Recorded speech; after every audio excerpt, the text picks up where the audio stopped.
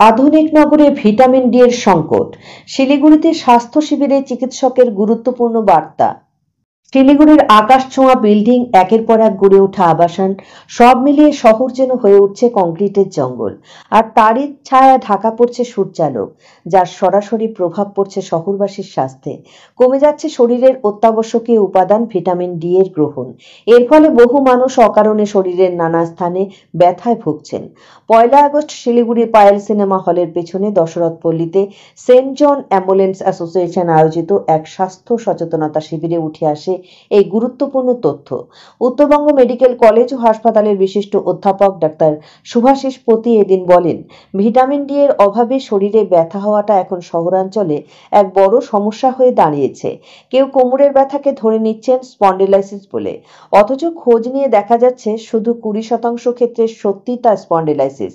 বাকি 80% ব্যথার পেছনে রয়েছে ভিটামিন ডি এর অভাব সহ আরো নানা কারণ। ডাক্তার পতি আরো জানান, প্রতিদিন সকাল 11টা থেকে দুপুর 1টার মধ্যে অন্তত কিছুটা সময় সূর্যের আলোয় থাকতে হবে, কারণ সূর্যালোকই হলো ভিটামিন ডি এর সবচেয়ে বড় উৎস। সেই সুযোগটাই এখন মিলছে না শহরে। তিনি আরো বলেন, যে কোনো ব্যথা যদি 2-3 সপ্তাহের মধ্যে না কমে, তবে চিকিৎসকের পরামর্শ নেওয়া উচিত। ব্যথা মানে যে একটি নির্দিষ্ট রোগ এমন নয়, ব্যথা বিভিন্ন কারণে হতে পারে, হাড়, পেশি কিংবা স্নায়ুর অসুবিধে থেকেও হতে পারে। ওই শিবিরে আরো উপস্থিত ছিলেন বিশিষ্ট ক্যান্সার বিশেষজ্ঞ ডাক্তার জয়শ্রী পান্ডা, প্রবীণ চিকিৎসক ডাক্তার অশোক মুখার্জি এবং সেন্ট জন অ্যাম্বুলেন্স অ্যাসোসিয়েশনের সম্পাদক জ্যোতির্ময় চক্রবর্তী, সভাপতি অজয় ভট্টাচার্য ও কার্যকরী সভাপতি অশোক কুমার ঘোষ প্রমুখ। প্রবীণ নাগরিকদের উদ্দেশ্যে ডাক্তার অশোক মুখার্জি বলেন, বয়স বাড়ার সঙ্গে সঙ্গে জীবনযাত্রায় ভারসাম্য আনতে হবে, খাবারের পরিমাণে হ্রাস করতে হবে, হাঁটা বাড়াতে হবে, আর কানে কম শোনা বা চলাফেরায় সমস্যা হলে সঠিক উপায়ে প্রতিক্রিয়া জানাতে হবে। সার্বিকভাবে বলা চলে, এই স্বাস্থ্য শিবিরে আলোচনার মূল কেন্দ্রবিন্দু ছিল শরীরের ব্যথার সঠিক কারণ বোঝা, কিভাবে ক্যান্সার চিহ্নিত করা যায় এবং আধুনিক নগর জীবনের চাপে হারাতে বসা প্রাকৃতিক স্বাস্থ্য উপাদানের গুরুত্ব। পুরো শিবিরের বিস্তারিত ভিডিও দেখতে চোখ রাখুন খবরের ঘন্টার পর্দায়। কলেজে অ্যাসিস্ট্যান্ট প্রফেসর হিসেবে আসি, আর আমি যেটা দেখি হচ্ছে সেটা বাত ও ব্যথা, মোটামুটি যে কোনো ব্যথার রোগ সেগুলোই আমরা দেখি। হ্যাঁ, তাহলে একটা জিনিস যেটা নিয়ে আজকে বলবো সেটা খুবই কমন, সেটা হচ্ছে স্পন্ডাইলোসিস। মানে আমরা মোটামুটি সবাই কোমর ব্যথা হলেই ধরে নিয়ে যে আমার কোমরে স্পন্ডাইলোসিস হয়েছে। অনেকেই পেশেন্ট আসেন যারা লাস্ট 3-4 বছর ধরে শিলিগুড়িতে আসেন, দেখছি যারা আসেন এসে একটা এক্সরে নিয়ে আসেন, এক্সরে নিয়ে এসে বলেন, ডাক্তারবাবু দেখুন আমার তো স্পন্ডাইলোসিস আছে। ডাক্তারবাবু দেখুন মানে এই জিনিসটা এই কারণে হয়েছে। দুটো জিনিস খুব কমন আমাদের, একটা হচ্ছে কোনো ব্যথাকে একটা কারণ দিয়ে দেওয়া, যে আমি তো অনেকক্ষণ বসে কাজ করি তার জন্য আমার ব্যথা আছে, কিংবা আমি তো দেখুন অনেকক্ষণ ধরে দেখুন কাপড় কাচতে যাই তার জন্য আমার হাতে ব্যথা হচ্ছে, এই একটা কারণ দিয়ে দেওয়া। তার জন্য কি হয় কি আমাদের এই জিনিসটাকে অবহেলা করা হয়, যে আমরা ধরুন কারণ তো অন্য কিছু, কিন্তু আমি একটা কারণ দিয়ে ধরে নিলাম এই জন্য হচ্ছে তার জন্য ব্যথা করছে। তো তার মধ্যে একটা জিনিস হচ্ছে স্পন্ডাইলোসিস। স্পন্ডাইলোসিসটা কি? স্পন্ডাইলোসিস মানে হচ্ছে আমাদের কোমরের হাড় হয়ে যাওয়া। এবার কোমরের হাড় হয়ে যাওয়া সেটা তো স্বাভাবিক ব্যাপার, যদি আমাদের বয়স বাড়ে বয়সের সাথে সাথে আমাদের নিষ্পত্তি হয়ে যাবে, তার জন্য কি ব্যথা হবে? এটা কিন্তু একদমই মিসনোমার কিংবা এটা ভুল ধারণা হয় যে কোমরের হাড় হয়ে গেলেই ব্যথা হয় না। আমরা এক্সরে দেখে অনেক সময় দেখি প্রচন্ড হাড় হয়ে গেছে কিন্তু পেশেন্টের কিন্তু কোনো ব্যথা নেই। তাহলে ব্যথার অ্যাকচুয়াল কারণগুলো খুঁজে বার করা উচিত। কোমর ব্যথা নিয়ে যদি আমরা আসি, যেটা নিয়ে মেন কথা, আমাদের কোমরে কিন্তু শুধু হাড় নেই, কোমরের আশেপাশে আমাদের মাংসপেশিও আছে। খুব কমন জিনিস হচ্ছে মাংসপেশিতে টান লেগে যাওয়া। এই মাংসপেশিতে টান লেগে যাওয়ার জন্য ব্যথা হয়, খুবই কমন। স্পন্ডাইলোসিসের চেয়েও বেশি কমন জিনিস, খুব কমন কারণ, এই কারণে ব্যথা হয়। আবার ওইখানে আমাদের কি আছে, কোমরের মধ্যে দুটো হাড়ের মধ্যে জয়েন্ট আছে, সেটাকে আমরা ফ্যাসেট জয়েন্ট বলবো। সেই জয়েন্ট হয়ে গেলে সেই জন্য ব্যথা হয়, সেটা কিন্তু স্পন্ডাইলোসিস নয়। আবার কোমরের কাছাকাছি আমাদের যেটা কোমর আছে, কোমরের পিছন দিকে একটা কিডনি বলে একটা জিনিস আছে, সবাই জানি। এই কিডনি কারণেও ব্যথা হতে পারে। কিডনি কারণে ব্যথাটাকে কিভাবে বোঝা যায়? ধরুন কোনো ব্যথা আমরা কোমর থেকে একদম নিচের দিকে নামছে, হ্যাঁ, সেই ব্যথাগুলো কিডনি কোমর থেকে ধরুন একদম আপনার পেটের তলপেটে থেকে নেমে যাচ্ছে, প্রচন্ড ব্যথা হচ্ছে হঠাৎ হঠাৎ, আর পেছাবের দিকে জ্বালা হচ্ছে, সেইগুলো মোটামুটি কিডনি কারণে হতে পারে। তাহলে স্পন্ডাইলোসিস যে জিনিসটা আছে না, সেটা একদম খুব কম। ধরুন আমি কোমর ব্যথা যদি 100% দেখি, তার মধ্যে 20% কিন্তু স্পন্ডাইলোসিস, বাকি 80% অন্য কিছু কারণ আছে।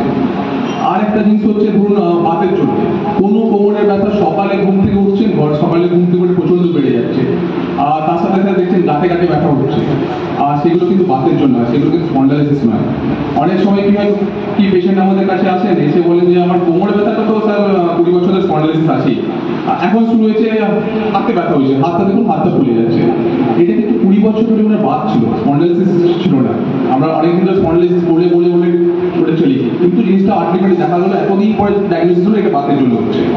আবার অনেক সময় এটা রিসেন্টলি দেখা যাচ্ছে, সেটা নিয়ে আবার ডক্টর জশী পান্ডা বলবেন যে কেন রিসেন্টলি ক্যান্সার বেড়ে যাচ্ছে। অনেক সময় এখন রিসেন্টলি লাস্ট 14 বছর ধরে আমি এই ব্যথাটা নিয়ে ইয়ে করছি, আগেকার দিনে ছিল না। এখনকার দিনে অনেক পেশেন্টকে আমরা পাচ্ছি, এক্সরে করাচ্ছি, ব্লাড টেস্ট করাচ্ছি, তখন দেখছি কোনো একটা ক্যান্সারের সোর্স ধরা পড়ছে কোমরের মধ্যে।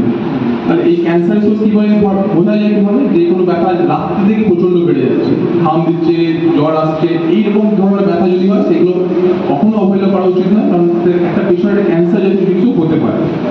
তাহলে প্রত্যেকটা যেটা মেন বলা জিনিস, যে প্রত্যেকটা ব্যথাকে কোনো কারণে কোনো কারণ দিয়ে দেবেন না। আপনার ডাক্তারবাবুকে দেখান, যদি দরকার পড়ে আপনি মেডিকেল কলেজে আসুন, মেডিকেল কলেজে 12 নম্বর ঘরে আমরা বসি, খুবই ফেমাস, অনেক পেশেন্ট আসে প্রতিদিন, সব রকমই ফেসিলিটি আছে। সবাইকে অনুরোধ করবো যে দরকার পড়ে 12 নম্বর ঘরে মেডিকেল কলেজে এসে কোনো রকম ব্যথা থাকলে দেখে যান।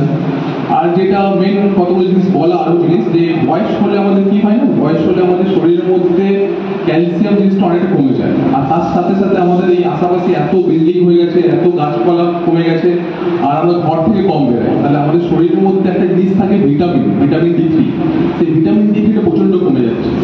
আর এই ভিটামিন D3টা কি কাজ করে, ভিটামিন D3টা কাজ করে আমাদের শরীরের মধ্যে যে ক্যালসিয়াম আছে, ক্যালসিয়ামকে অ্যাবজর্ব করতে। ক্যালসিয়াম ওষুধ খেতে আমরা এরকম না, আমরা দুধ খাচ্ছি, পনির খাচ্ছি, কিংবা যাই খাবার খাচ্ছি, ছোট মাছ খাচ্ছি, সবের মধ্যে ক্যালসিয়াম আছে।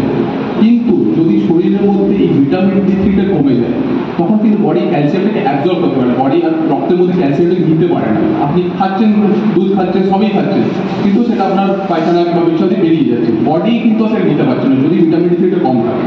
তাহলে ভিটামিন D3টা আমাদের কোথায় সবচেয়ে বেশি ভালো পাওয়া যায়, যদি সূর্যের আলোর মধ্যে আমরা থাকি। 11টা থেকে 1টার মধ্যে যে সূর্য আলোটা পেলে ম্যাক্সিমাম সেই জায়গায় ভিটামিন D3 বেশি থাকে। আর একটা জায়গায় সাজেশন আমি দেবো লাস্টের দিকে, বেশি সময় নষ্ট করবো না, লাস্টের দিকে যেটা বলবো সেটা হচ্ছে কি, যদি আমাদের 40-45 বছর বয়স পেরিয়ে গেছে, তখন আমাদের সবারই মাঝে মাঝে যদি দরকার পড়ে, টেস্ট তত করাবার দরকার হয় না, একটা ছোট্ট ক্যালসিয়াম কিংবা সপ্তাহে সপ্তাহে একটা ভিটামিন D3 খুবই কম আছে, 1 টাকা 2 টাকা দাম হবে না, আজকাল অনেক ভালো ভালো ক্যালসিয়াম ব্র্যান্ড পাওয়া যায়, 2 টাকা 1 টাকা পাওয়া যায়, সেগুলো সবারই মোটামুটি খেয়ে নেওয়া উচিত।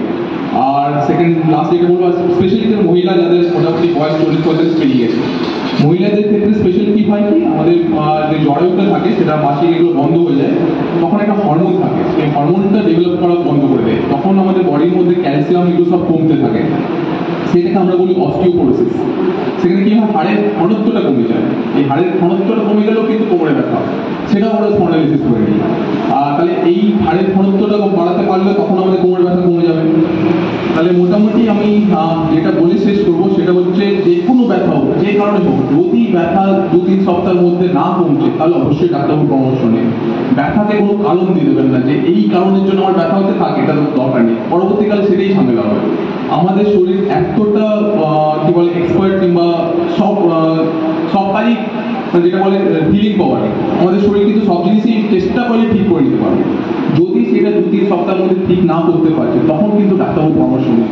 পরবর্তী স্টেজে আমরা যে স্টেজে পাই পেশেন্টকে, যে একদম লাস্ট দিকে আসছে, তখন একদম কোমরের হাড়টাই বেঁকে গেছে, তখন আর কিছু করার নেই। বডির যদি বায়োমেকানিক্স এই জিনিসগুলো পাল্টে যায়, হাড়টাই বেঁকে গেল কিংবা স্পেসটা ডিস্ক স্পেসটা কমে গেল, তখন আর কিছু করার থাকে না। প্রথম দিকে কিন্তু এগুলো সব ঠিক করে দেওয়া যায়। ওষুধ খেতে হবে একদমই নয়, রেগুলারলি ব্যায়াম, নিয়ম মানা, এই নিয়ম মানা ব্যায়াম করলেই কিন্তু ম্যাক্সিমাম ব্যথা কম থাকা যায়।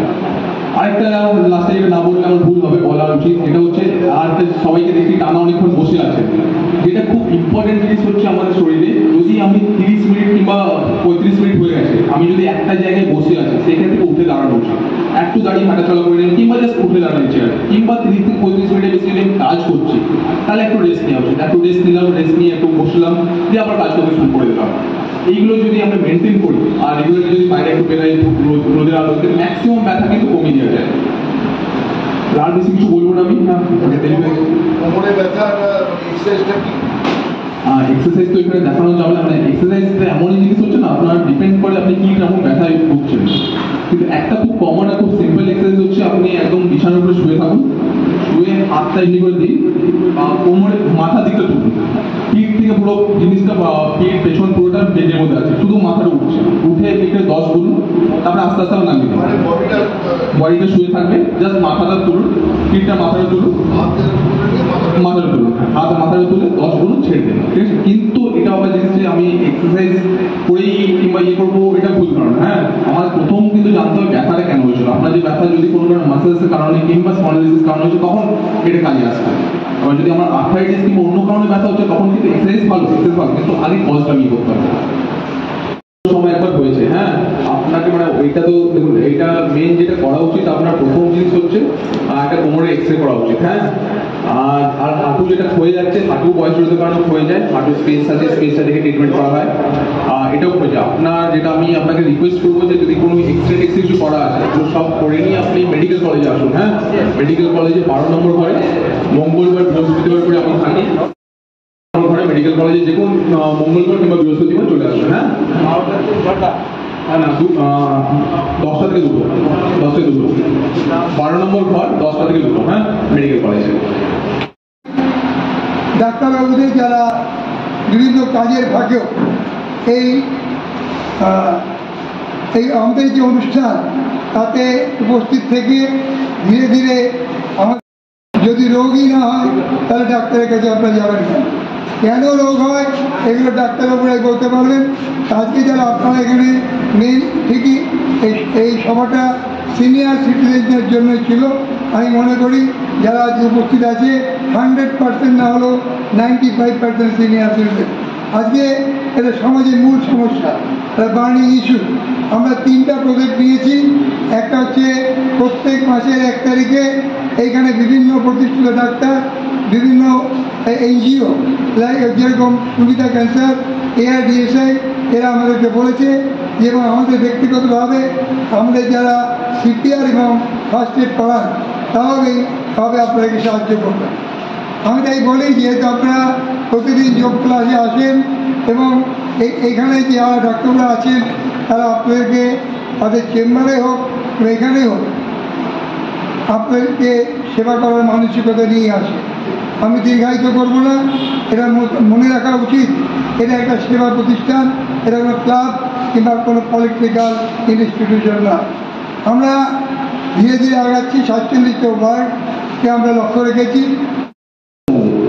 কেউ ডাকছে শুনে পেলেন না, ঠিক আছে, যদি মনে হয় বারবার ডাকছে তার কিছু ঘুরে ঘুরে সাইডে গেলেন কি না হল মানুষের দিয়ে হলটি বড় তীব্র।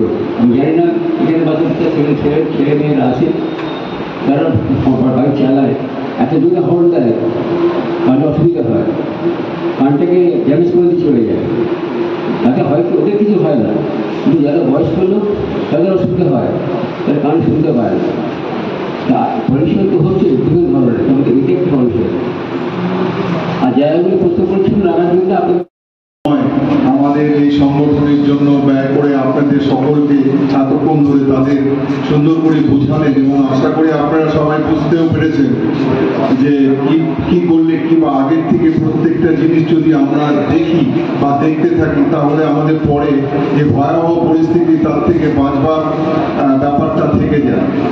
যাই হোক, আজকে ডাক্তারবাবুদের অসংখ্য ধন্যবাদ আবারও দিচ্ছি।